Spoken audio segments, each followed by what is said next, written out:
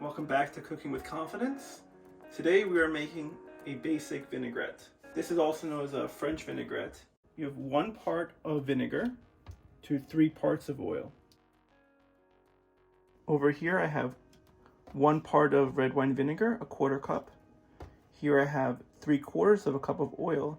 I've done half olive oil and half canola oil. I do half and half, which is a little bit unusual because I find that too much olive oil can make the vinaigrette a little bit bitter. So I cut that with a neutral flavored oil. If you have, let's say, a walnut oil that you haven't used in a while, feel free, try a little bit of that out with some canola oil. Here I have some Dijon mustard. If you don't have Dijon mustard, any kind of mustard will work, but Dijon will have probably the best flavor. A lot of people like to add sweetness into their vinaigrette. If you have in your pantry some agave, works wonderful. Some honey, my wife's favorite. Half of the amount of sweetener to mustard, I would say, would be a good balance. But of course, it's up to you. Play around, find what works for you. Here I have an immersion blender, which I think most people have. If you don't have it, you can always use a bowl and a whisk. This method for me is the easiest, and it creates the best emulsion for the vinaigrette. Salt and a little bit of pepper right into the vinegar. And to that I'm going to add about a tablespoon of mustard. Put less if you don't want that strong of a mustard flavor. Mustard will also help to emulsify this vinaigrette. I just put the immersion blender right into the cup. And off we go. Slowly pour the olive oil. If we pour it too fast, we're going to break our emulsion. By pouring it slowly, we allow the oil time to emulsify with the vinegar and the mustard.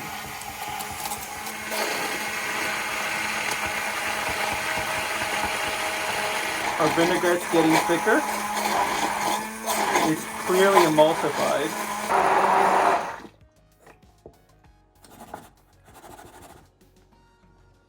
And there we are. That beautiful vinaigrette. Nice and thick, emulsified. Look at that. In here, we're just going to add a little bit of shallot, okay, which is going to give us a great flavor and texture to our vinaigrette. Now, we're going to dress our salad here. I think a lot of people get wrong about the balance of vinaigrette to lettuce. They either underdress or they overdress. Overdressing is obviously way worse because when you put so much vinaigrette on it, the lettuce, because it's so delicate, will wilt almost instantly. We're going to add a few spoonfuls of vinaigrette. We're going to stir it on through, and then we're going to taste. Toss it up, and we're going to see if we need a little bit more vinaigrette. You can always put more in, but you can't take it out. Just a touch more vinaigrette. You know when it's enough when each leaf is coated with the dressing, but it shouldn't all be stuck together, and you shouldn't see a big puddle of vinaigrette at the bottom of the bowl. This vinaigrette lasts forever in your fridge. So all you have to do is bring home a box of salad greens and your vinaigrette's ready for you. One less thing to do before dinner. That looks like it's ready for dinner.